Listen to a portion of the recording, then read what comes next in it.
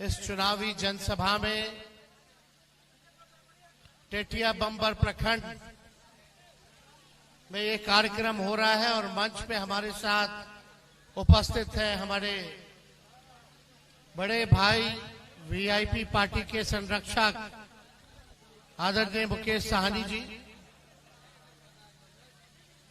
महागठबंधन राष्ट्रीय जनता दल से प्रत्याशी बहन अर्चना रविदास जी, मंच पर उपस्थित हिमांशु चक्रपाणी जी, मंच पर उपस्थित तारापुर के पूर्व प्रत्याशी अरुण शाह जी, मंच पर उपस्थित साधु पासवान जी जो हम लोगों के दलित प्रकोष्ठ के प्रदेश अध्यक्ष हैं और रामविलास पासवान जी के सबसे बड़े दामाद भी हैं, मंच पर उपस्थित उमा जी, अशोक बिन जी और महागठबंधन के वीआईपी पार्टी के, राष्ट्रीय जनता दल के, लेफ्ट पार्टी के, कांग्रेस पार्टी के सभी नेता, पदाधिकारी, कार्यकर्ता और टेटिया बम्बर प्रखंड से आए हुए सभी हमारे अभिभावक बुजुर्ग, यहीं से सब बुजुर्गों का, अभिभावकों का हम पैर छूते हैं, माताएं बहनों को प्रणाम करते हैं और यहीं से नौजवान युवा साथी को गले लगाते हैं। आप सब लोग जान रहे हैं कि ये भी चुनाव है। पहला फेज में, पहला चरण में 4 जगह बिहार में चुनाव, औरंगाबाद में, नवादा में, आपका जमुई में, गया में, ये 4 जगह जो है चुनाव है। यहां से अर्चना रविदास जी को जमुई से प्रत्याशी बनाया गया है, औरंगाबाद से अभय कुशवाहा जी को, नवादा से संतोष कुशवाहा जी को और गया जिले से सरबजीत पासवान जी को हम लोगों ने उम्मीदवार बनाने का काम किया है, जो पहला चरण है। अर्चना रविदास जी यही की बेटी है, इसी लोकसभा क्षेत्र झाझा इनका घर पड़ता है, लक्ष्मीपुर में लोकल कैंडिडेट है, घर की बेटी है, पढ़ी लिखी महिला है, रविदास समाज से आती है और हम लोगों ने बहुत सोच विचार करके इनको उम्मीदवार बनाया है ताकि जमुई की जनता को जो है बाहर ना जाना पड़े जब कोई तकलीफ हो, दुख हो, दर्द हो। दूसरी तरफ से आप लोग देखिएगा जो प्रत्याशी हैं,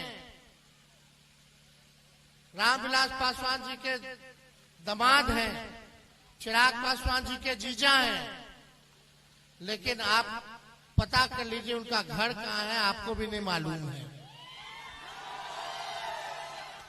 जब दुख होगा, तकलीफ होगा तो कहाँ जाइए?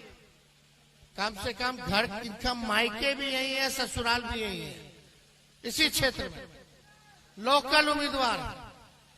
लेकिन जब दुख होगा, तकलीफ होगा, आप इनके पास तो पहुंच जाइएगा, लेकिन चिराग जी के जीजा जी के पास नहीं पहुंच पाइएगा। आप सब लोगों को पता होना चाहिए कि अब तक चिराग पासवान भी बने सांसद जमुई से, लेकिन एक पार्टी का भी दफ्तर नहीं खोल पाए। कम से कम आदमी पार्टी का दफ्तर चला जाता, आते हैं तो होटल में रुकते हैं और उनके जीजा जी जो प्रत्याशी बनाए गए हैं उनको होटल में रुकना है। तो आप लोग समझ जाइए जो आया है बाहर से वो फिर वापस चला जाएगा, चुनाव के बाद फिर अपना चेहरा आप लोगों को नहीं दिखाने का काम करेगा। लेकिन घर की बेटी है, कहीं भी जाइएगा तो घर ही में रहना है, मायके, ससुराल सब इसका यही है, तो आप लोगों को कोई कठिनाई नहीं होगी। नौजवान है, पढ़ी लिखी है, मजबूत है, निडर है, ईमानदार छवि की है, इसलिए हम लोगों ने इनको प्रत्याशी बनाया है। आप लोग सब लोग जान रहे हैं, कुछ दिन पहले हम यहाँ आए थे, आप लोगों के बीच हम लोगों ने रोड शो जो है किया था, बहुत देर रात हो गया था, जन विश्वास यात्रा में आए थे, लेकिन रात रात भर आप लोगों ने जो प्यार दिया, समर्थन दिया, आशीर्वाद दिया, इसके लिए हम तहे दिल से आप सब लोगों के लिए शुक्रगुजार हैं। आप लोगों को हम ये कहने आए हैं कि हम लोग मोदी जी की बात करने नहीं आए, मुद्दे की बात करने आए हैं। मुद्दा क्या है? बोलो मेरा दुश्मनी मोदी जी से नहीं है। अरे देश के प्रधानमंत्री हैं, हमारे भी प्रधानमंत्री हैं, लेकिन हम लोग विपक्ष में हैं। विपक्ष का तो जिम्मेवारी बनता ही है सवाल पूछना, लेकिन उतना ही जिम्मेवारी आप लोगों का भी सवाल बनता है। प्रधानमंत्री से पूछे कि टेटिया बम्बर प्रखंड के लिए क्या किया, आपके गांव के लिए क्या किया, आपके पंचायत के लिए क्या किया, आपके जिले के लिए क्या किया, आपके राज्य के लिए क्या किया। मेरा मानना है कि सबसे बड़ा अगर कोई दुश्मन है तो बेरोजगारी है, बेरोजगारी। आज बताइए कितना नौजवान यहाँ बेरोजगार है, जरा हाथ उठा करके बताइए।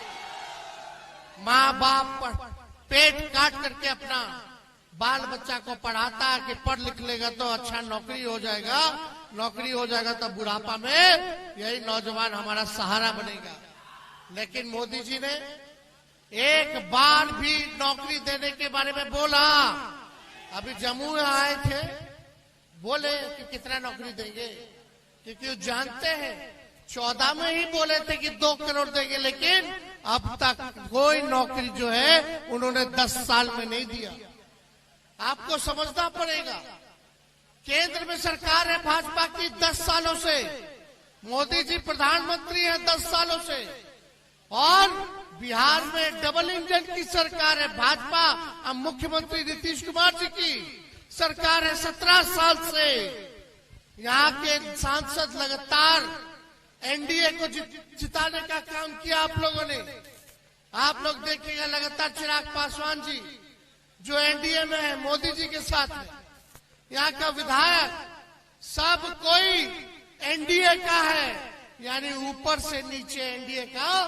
बताओ ये 17 साल 10 साल और 3-3 बार सांसद बनाया लोगों ने, 15-20 साल से सांसद है एनडीए का विधायक उनका, फिर भी क्या दिल में हाथ रख के बोलेगा कि गरीबी खत्म हुआ?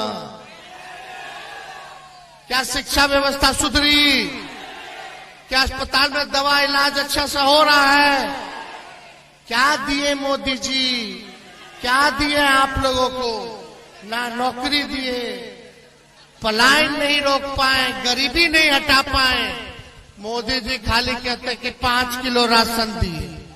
अरे 5 किलो राशन मोदी जी के आने के बाद से नहीं मिल रहा है, वो पहले से कांग्रेस के जमाने से मिल रहा है। पहले तो तेलों मिलता था, चीनियों मिलता था, कि राशन तेलों मिलता था। तो खाली बताओ, मोदी जी बोलते हमने गरीबी दूर कर दिया। अगर गरीबी दूर कर दिया तो पूरे देश भर में 80 करोड़ लोगों को अनाज काहे दे रहे हो? आप लोग एक मौका हम लोगों को दीजिएगा तो हम लोग अनाज तो देंगे, लेकिन साथ में नौकरी भी देने का काम करेंगे। चुनाव में हमने वादा किया था 20 में कि अगर अपने भाई बेटा को एक मौका दीजिएगा तो 10 लाख लोगों को सरकारी नौकरी हम देने का काम करेंगे। जब मुख्यमंत्री जी हमारे अभिभावक हैं, बुजुर्ग हैं, उनका हम सम्मान करते हैं, लेकिन जब वो बीजेपी को लात मार के आए थे हम लोगों से माफी मांगा कि अब मर जाएंगे मिट जाएंगे, लेकिन भाजपा में नहीं जाएंगे। हम लोगों ने फिर से अपनाया, उनको फिर से मुख्यमंत्री बनाया। आपका बेटा, आपका भाई उप मुख्यमंत्री बना, और बनने के साथ जो 17 साल में नहीं हुआ था वो 17 महीने में 5 लाख लोगों को सरकारी नौकरी हमने देने का काम किया। बहालिए निकलता था, चाहे सिपाही का हो, दरोगा का हो, शिक्षकों का हो, या जितना आपका अस्पताल वाला जितना स्टाफ है, नर्स हो, सब काम हम लोग कर रहे थे। बताइए देश में, देश के प्रधानमंत्री, इतने राज्यों में उनकी सरकार है, भारत सरकार है, लेकिन देश का प्रधानमंत्री नौकरी नहीं दे पाया। उप मुख्यमंत्री रहते हुए आपका बेटा ने 5 लाख सरकारी नौकरी दिया केवल 17 महीने में। मोदी जी तो 10 साल रह लिए प्रधानमंत्री, लेकिन बताओ कौन सा बहाली दिया? रेलवे का बंद कर दिया, रेलवे को बेच दिया, वहां भी बहाली अब नहीं निकल रहा। सेना का अग्निवीर योजना ले आया गया, अग्निवीर। बताओ कोई हमारा सैनिक अगर शहीद होगा तो उसको शहीद का दर्जा मिलना चाहिए कि नहीं मिलना चाहिए? लेकिन अग्निवीर योजना में केवल 4 साल रहेगा, 4 साल के बाद हटा देगा, यानी जवानी खत्म। 4 साल बाद क्या करेगा? और बताइए, शहीद का दर्जा नहीं मिलेगा। 4 साल रहेगा लेकिन शहीद का दर्जा नहीं मिलेगा। कैंटीन में जो उनको मिलता था, कैंटीन की व्यवस्था नहीं मिलेगी। आप लोग देखिए, जो पेंशन है वो नहीं मिलेगा, ग्रेच्युटी जो है वो नहीं मिलेगा, और नौजवानों के साथ, भविष्य के साथ खिलवाड़ किया जा रहा है। अब हम लोग चिल्ला रहे हैं तो बोलते हैं वापस ले लेंगे, वापस ले लेंगे। अरे आप लोग बताइए, क्या कहां से आएगा नौकरी? सब कुछ तो निजीकरण मोदी जी ने कर दिया। जहाज बेच दिया, एयरपोर्ट बेच दिया, रेलवे बेच दिया, स्टेशन बेच दिया, पोर्ट बेच दिया, BSNL बेच दिया, सब कुछ जो है बेच देने का काम किया जो आपका देश का संपत्ति था। ऐसी ऐसी संस्थाएं जो आपको नौकरियां निकलती थी, लोग देख लीजिए कितना तैयारी लोग करता था। आज कहां जाएगा नौजवान, कहां जाएगा? हम लोग काम करने वाले लोग हैं। हम लोग जब आए 17 महीने में जितनी आंगनबाड़ी महिला, जितनी ममता, आशा, टोला सेवक, विकास मित्र, तालमी मरकज, इन सबके मानदेय को हम लोगों ने बढ़ाने का काम किया, दुगुना किया 17 महीनों में। जो नियोजित शिक्षक, 4.5 लाख नियोजित शिक्षक जो आंदोलन करते थे समान काम समान वेतन का, उन 4.5 लाख लोगों को हम लोगों ने सरकारी कर्मी का दर्जा देने का काम किया, यानी समान काम और समान वेतन मिलेगा। हम लोगों ने जाति आधारित गणना कराया, कोई जातिवादी के लिए नहीं, ताकि पता चले कि रे भाई के लोग बा जो दिहाड़ी मजदूर है, कौन लोग हैं जो भूमि नहीं है, भूमिहीन है, कौन लोग है जिसका पक्का मकान नहीं है, कौन लोग है जो गरीब है, कौन लोग है जो ठेला ढोने का काम करता है, रिक्शा चलाने का काम करता है, कौन लोग है जो नाला साफ करता है। तो पता चलेगा, उसी हिसाब से सरकार योजना बनाएगी। जब तक सही पिक्चर नहीं आएगा तब तक पैसा सरकार कहां खर्च कर रही है उसको नहीं पता। हम लोगों ने योजना बनाया था, क्या बनाया था भाई? जिसके घर में नौकरी नहीं मिल रहा है उसको जो है 2 लाख रुपया का मदद हम लोग करेंगे। जिसके घर में नौकरी, जिसका जमीन नहीं है, भूमि नहीं है, उसको जो है 1 लाख रुपया का मदद करेंगे ताकि अपना जमीन ले ले। दूसरा क्या, जिसका पक्का मकान नहीं है उसको 1,20,000 रुपया हम लोग देंगे, ताकि जो कच्चा झोपड़ी है, कच्चा मकान है, उसको पक्का कराने का काम करें। ये हम लोग कर रहे थे, तब तक हमारे चाचा फिर पलट गए।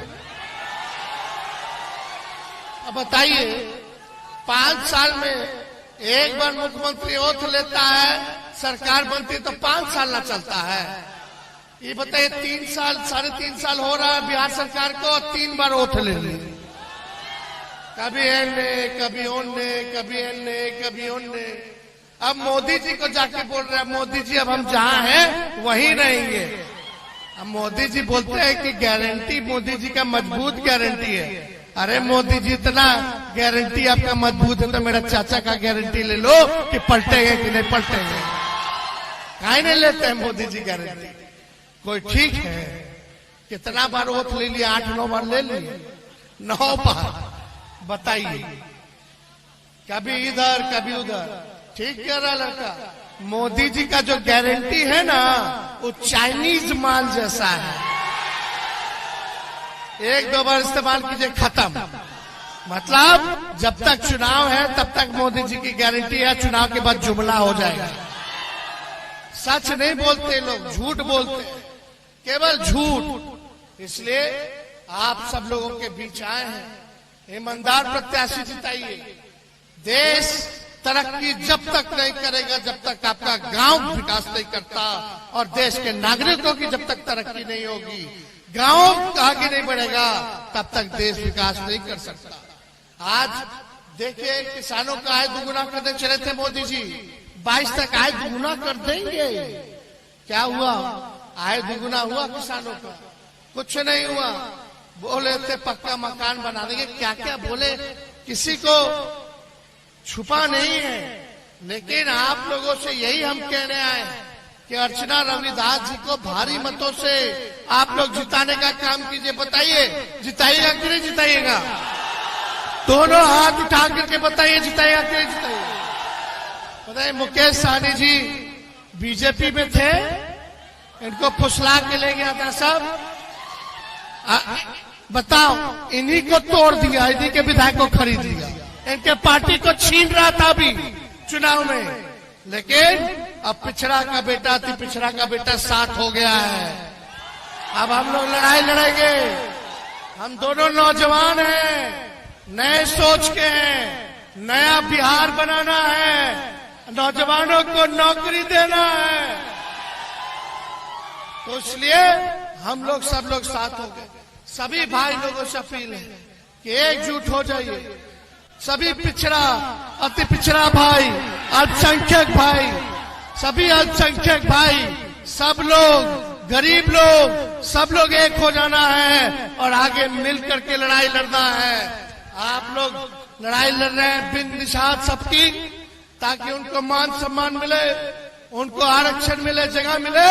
सरकार बनाइए, उस काम को दोनों भाई मिलकर के पूरा कराने का काम करेगा।